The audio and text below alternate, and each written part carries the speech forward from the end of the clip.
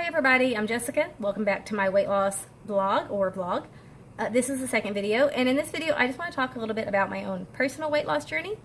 I'm not going to go into all the details because there are a bunch of details that I think are applicable to other subject matters, but I do want to at least tell you the basic idea of how my weight journey has gone.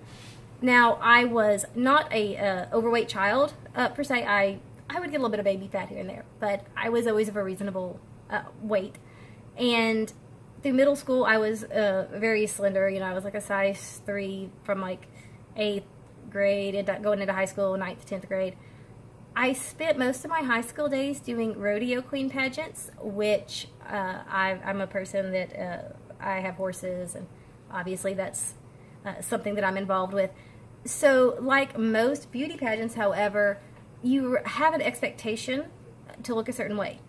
Even though you're more so being judged on like your ability to ride horses and things, they are still going to be looking at your size and your general physical beauty.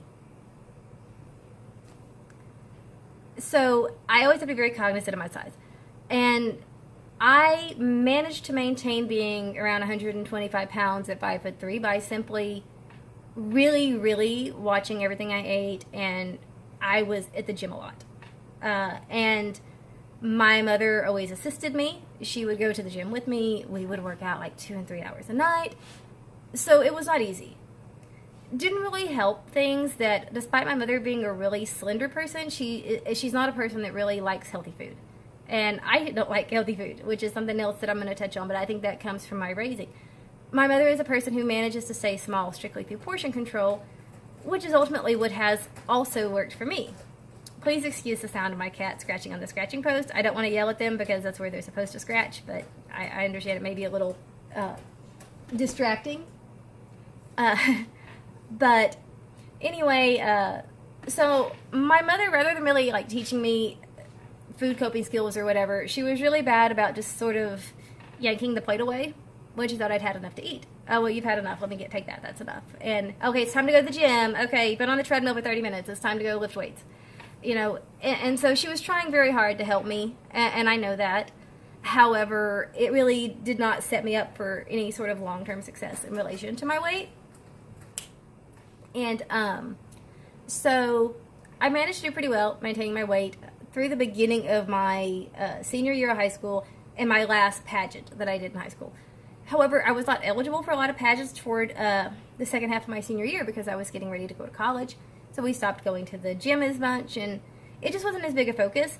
And I did slowly start to gain weight that year. I probably gained maybe 25 pounds between the beginning of the year and prom.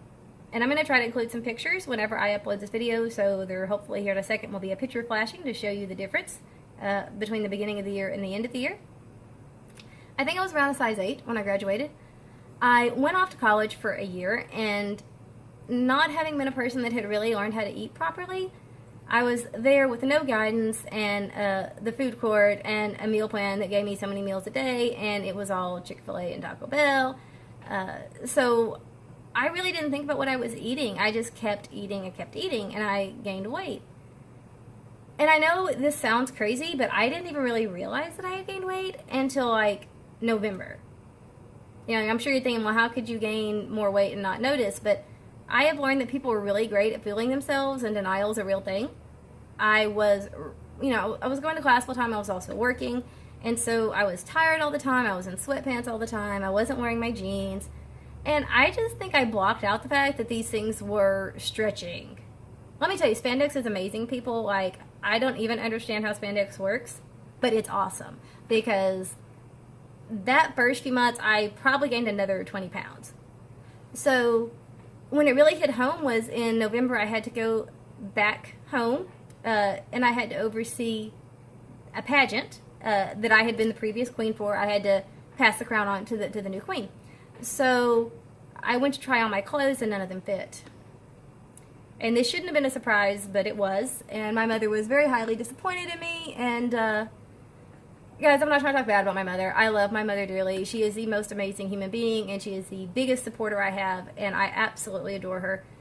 But at that point in her life, I think that sometimes she didn't know how to express things in the most tactful way. So it was pretty much like, oh my God, how much weight have you gained? None of your clothes fit. What are you going to do? So I had to rush off to a Goodwill, find something that I could wear on the fly because my stuff didn't fit, and I had to show up at this pageant wearing something that looked decent. And so that was like the first kind of moment when I really realized something was wrong. Now, that year was really, really hard on me. I was taking 18-hour course loads. I was on a academic scholarship. I was working, as I said, I was working like 30 hours a week overnight, as well as I was actually doing a second job taking care of a stable full of horses to sort of offset the board for my own horse that I had brought with me. And it was a lot of stress. And in the meantime, I was also dating my first husband, who was my high school sweetheart. And he was a person that had a lot of mental health issues. And if I had been smart, I wouldn't have been with him. But it created a lot of stress for me. And then because my mother and my father didn't really approve of our relationship, that kind of added some stress. And they weren't too keen on helping me out as much financially as I really would have liked. So between the getting 3 hours of sleep and working 2 jobs and taking 18 hours worth of honors classes, I wasn't thinking about what I ate. I certainly wasn't exercising. It was like, just grab something and stuff it in my mouth. And by the time I came home at the end of that year, which was actually the only year I went to school, by the way. I didn't finish. I tested out of a semester, and I attended for 2 semesters, and the stress was so very bad that I just couldn't handle it anymore. And about halfway through that year, I had decided to actually marry this idiot. And so I was newly married, and things had already gone bad by the time I came home in May. We got married in February. Things were bad by May. It wasn't a good situation. So hold on, guys. I've got to check on my camera for just a minute, and I'll be right back. So it was just a really bad year. I really was very truly, I think, on the edge of an almost nervous breakdown between dealing with the very short-lived and impulsive marriage and realizing that I just couldn't handle that sort of a burden in terms of my sleep and my schooling anymore. And so I made the really regrettable decision to drop out of college, which was very, very dumb because I did have a full ride scholarship and I basically threw it away. But that's neither here nor there because my life still ended up where I needed it to, even though I didn't know that at the time. But so I came home, and by the time I came home, I was probably about 200 pounds. So I had gained a lot. Some people gain like their freshman 15 or something, and I gained like the freshman 50. So I came home and I got a divorce because that was all I needed when I was depressed and dealing with my weight. So there I was 20 years old, I was already divorced, I was fat and unhappy, and because I was fat and unhappy, I think I just kept eating. Like, I wish I had words to explain this, but if you've been there, you understand. Like, it was that whole very stereotypical, I'm going to eat my feelings thing. And so that's what I was doing. And it just never got better. I don't mean never. But therefore, it just didn't get better. It just got worse and worse and worse, and I gained more and more.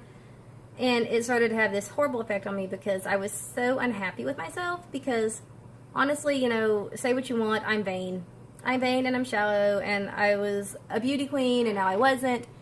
And I can remember, like, my mother hurting my feelings so badly because we were out at a store somewhere, and I said something about the pageants, such and such outfit would have looked cute in a pageant, and I remember her kind of shushing me, like, shh, hush, and I'm like, what? She's like, you can't talk about that right now, okay? It's, like, embarrassing because you don't look like somebody in a pageant.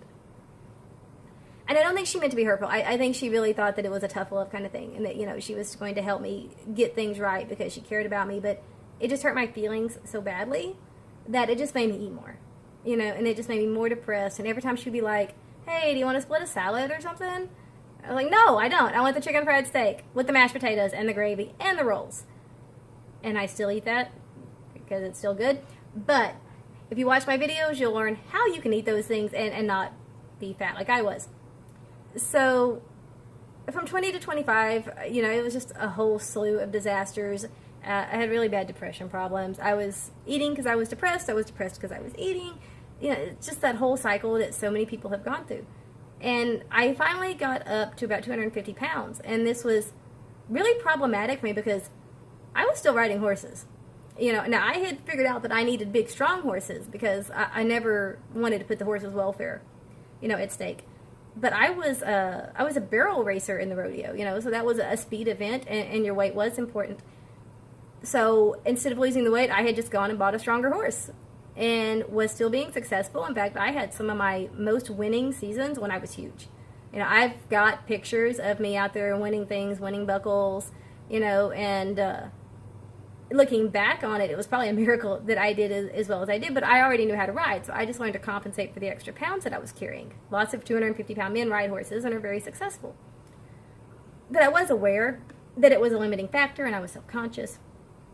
Also, I loved clothes, and I couldn't wear the kind of clothes that I wanted to wear, so it was all just this huge, huge mess. So I was always very active, even when I was fat. I was never a person that would just sit in the house all day. I was still outside. I was doing barn chores. I would go for lots of walks, and I was trying to jog, which if you're 250 or if you're a bigger person, jogging is not always the smartest thing because it's really hard on your joints, and I probably shouldn't have been doing it.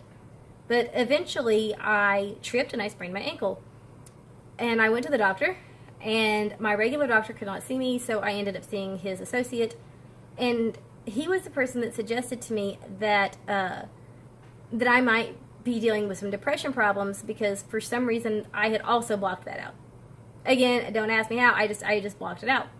And he said, maybe your obesity is somewhat linked to depression. So he had prescribed me an antidepressant. And I'm going to talk more about the link between depression and obesity later on. And I'm going to talk about how certain antidepressants can actually help with obesity. But I'll never forget that I started taking, it was Wellbutrin, actually, which is sometimes prescribed as an off-label weight loss medication. I started taking it August 14th, 2008 at 250 pounds. And, it does have an appetite-suppressing effect, and that's something else that I'm going to talk about a little more later on. But between it suppressing my appetite a little bit, it was giving me a little extra energy, and I wasn't upset and angry all the time. So the weight just started falling off of me because I didn't feel the need to eat all the time.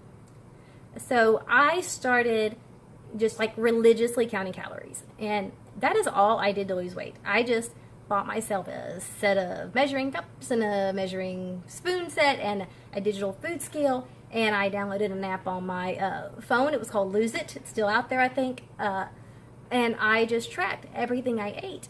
And by counting my calories and keeping them at an appropriate number, which is a subject for another video, I eventually managed to just have the weight fall off of me.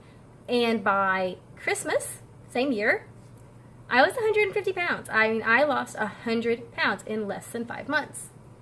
And I know that sounds crazy, but it is doable and it is sustainable. Right after I lost that weight, I met my second husband, Paul.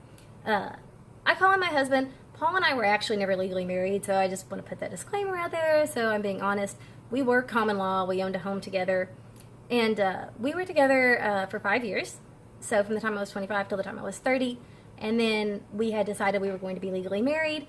We planned a wedding. Everything was ready to go, and about 4 months before the wedding, he passed away.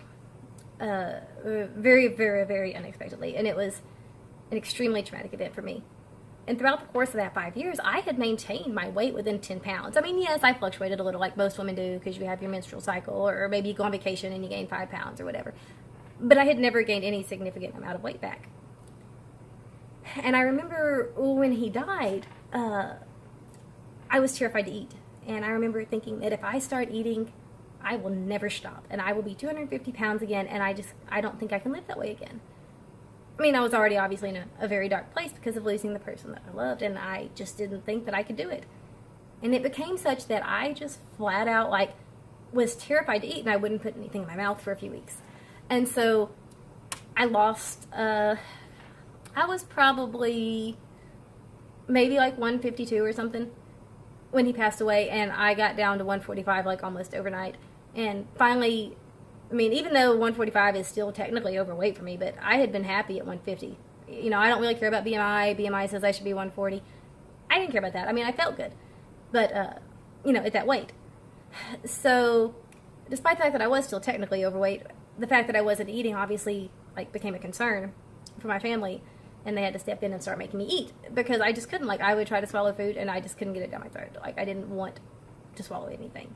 I was just so sure that that one bite of food was going to turn into another 100 pounds. It was going to come back overnight. And then I would be not only alone and grieving and miserable, but I'd be fat too.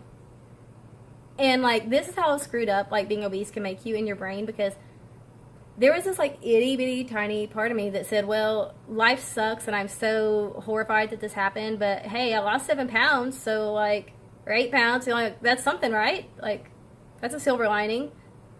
Yeah, I mean, and don't judge me, because lady, if you're fat, or gentleman, whoever is listening to this, I know you've had a thought just that screwed up, so don't judge.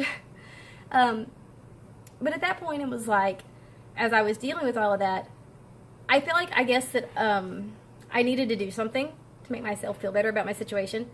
So I decided at that point, a few months later, that I wanted to invest in skin removal surgery, because I had lost all that weight and had a tremendous amount of lost skin. So I still wasn't happy with how I looked. I still didn't think that I looked normal or good. I mean, I looked good in my clothes, but I didn't like how I looked naked. And I had come into a certain amount of money through this unfortunate circumstance. And so at that point, I invested in skin removal surgery. And when I came out of that, by the time all the swelling went down, and I had like 5 surgeries. I mean, it was spread out over a while. But I know that my first surgery alone, I think they took 6 or 7 pounds worth of skin and stuff off. So I think I was like 137 after that surgery. And that was, the first surgery was there at the end of 2013. So I stayed, like, I didn't stay right at 137, because, I mean, that was just from the skin coming off or whatever, you know, I mean, but I still maintained, like, between 140 and 145 for about 3 years. And at that point in time, I started dating my current fiance. Yes, people, I'm 35 and I'm on number 3. Okay, so sue me. One died. He doesn't count. I mean, he doesn't count toward how many husbands I've had, as far as, like, being that woman who's been divorced a million times. And if you're that lady, like, no judgment toward you either, because it's hard to find good men. And then, you know, you find the good ones and, like, they die. And it's horrible. So, yeah, no judgment. So, but anyway, I'm now engaged to what will basically be husband number 3. I started dating him. And so, again, I was like 140, 145. And I think that maybe that was the start of where I started to slip, because I had maintained all that weight loss for 8 years. You know, people always talk about how you'll gain it all back if you do this, that, or the other. And again, those are all things I'm going to go into later on, because I went against the mold on a lot of things. But I had not gained that weight back. I had, you know, maintained this for so long, and I was so proud of myself, and I looked so good with my new body, and I was really happy, and I had this, like, awesome guy that I was seeing. He was really a wonderful person. I was really happy. But, you know, like, Travis is 6 foot tall and like 165 pounds, and he eats whatever he wants, even though he's now 41. I think he was 37, 38 or something when we started going out. And every time we cooked, like, if he cooked, he definitely cooked unhealthy food. And if I cooked, like, he would kind of pressure me to not use the low-fat ingredients and things that I would usually use to make my foods. Because this whole time I had maintained my calories. I still never stopped counting calories. That was how I kept from gaining the weight back. But here I was in love, and I was, you know, just all infatuated with this person, and I was cooking for him, and we were eating out. And I just, at some point, just got a little lazy about it. Like, I was still half-ass, like, keeping up with it for a while, but I wasn't doing it as well as I had done for all those years. And so, you know, but I was still, I think I crept up to like 147 or something. And then about, this would have been like maybe 6 months into he and I dating, I had like a confluence, that's a word, right? Confluence. I had like this group of kind of negative things that happened to me that all affected me. And some of them were physical. I got diagnosed with some physical issues, not related to the weight loss, just some things that I had to take medications for. And some of those medicines made me really hungry. And so I kind of wasn't counting my food as carefully, because I think I was trying to convince myself that I wasn't eating what I thought I was eating. And I should have known better, because I had maintained my weight for almost a decade, you know. So it wasn't that I didn't know any better. This was just me being ignorant, because I was hungry and I wanted to eat, so I made an excuse to eat. And it didn't help that I also had some factors come into play around that same time that made me very depressed. I had some issues at work. I had some issues with my horses. some financial problems related to the horses. Just I didn't lose my job or anything. Like I've been at the same job for 15 years, but I did get moved from one position to another that I just didn't like the new position as well. So it was really upsetting for me. And I just kind of let all of that just bog me down, where I just kind of said screw it and stopped caring again. And I had always promised myself I would not do that, but I did. And so over the course of about the last 2 years, I went from, like I said, I was probably like 147 when that happened. I got all the way up to 183 back in March of this year. And of course, these last 20 pounds or so that I've gained, I've been very cognizant of the fact that I'm screwing up. I am ruining everything I worked so hard for. I kept it off for so long. I spent all that money on the surgery. What if I stretch my skin back out? And I was so depressed about it that I was almost like too depressed to do anything about it. Even though it was making me depressed, like I just didn't have the energy to get up and do anything to make it better, and there were other things going on. I mean, like there was just a lot of trauma. My fiance's dad passed away. He lost his house over it. He had to move in with me. So it was like we had to move in together and we weren't expecting it. So y'all know how that goes. All that real life stuff, it just can really bog you down sometimes. And so that made me just kind of not care for a while.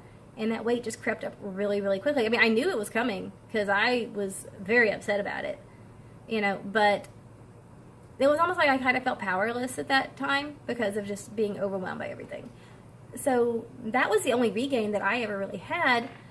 And as I said, that was in March. In March was when I got engaged. And I think it was kind of a wake-up call when I saw my engagement party photos that people had taken. And I was like, that can't be me. Like I knew, it wasn't that this is a denial thing. I knew I had gained weight. I knew I had to go buy some new clothes because some of the old ones didn't fit, but that was just a slap in my face to see how bad I looked in those photos, because I was like, this is like the most awesome moment of my life, and I can't show these photos to anybody because I look terrible. Like, I literally cropped me out of the picture. You're just him, and you can't see me or my reaction because I don't want anybody to see my fat face. And like, it was all sorts of strategic cropping when I did post a couple of pictures of me. And I said, we were planning on a short engagement because we were wanting to get married in October, so 3 months from now. And I thought, I'll be damned if I look like this in my wedding photos. I'm just not doing it.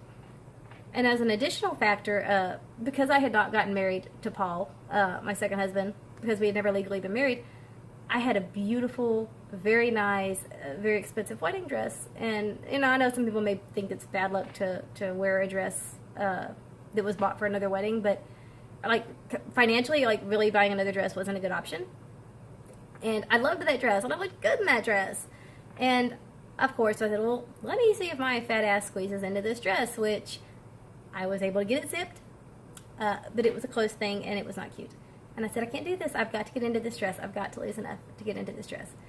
So that's when I decided it was time to take steps again. And I'm going to get into more of the details about some of the things I did, but it was very similar to the last time. I mean, it was basically an issue of went back to counting my calories and maintaining an appropriate calorie budget in order to lose weight. So that was, I actually started the diet April 27th of this year. So April 27th I started. I was 183 pounds. It is now July 18th. I am 149 pounds. So I am about 4 pounds bigger than when I started dating my fiance. And my goal originally was just to get back to 145. So I'm really 4 pounds away from the goal that I had set for myself. The dress is now, it's actually like really, it's a little big, honestly. Because as I said, I lost weight after Paul passed away. So I was actually about 20 pounds bigger when I bought that dress. So it was a loose style. It's already going to have to be altered. At least a size, maybe a little more. And so I decided that as long as things are going well, that I don't necessarily have to stop at 145. There's no reason I can't be 125 pounds again. My mom's 55, and she's still under 120 pounds. Obviously, she's built differently than I am. But, if my mom can be 55 and be a size 3, why can't I? So I have decided that instead of my goal being 4 pounds away at 145, my goal is now 24 pounds away at 125. And I am really, really hoping that I can attain that, because that's not anything that I've had in the last almost 20 years. You know, I was 17 the last time that I was that size. So that's a little bit about my story. It's a little bit about my journey. I'm sorry I've talked so long. Hopefully in some of these next videos I can touch on some other issues related to weight loss and share some of the things that worked for me. In the meantime, I wish you all really good luck on your journey, and I hope you're doing well.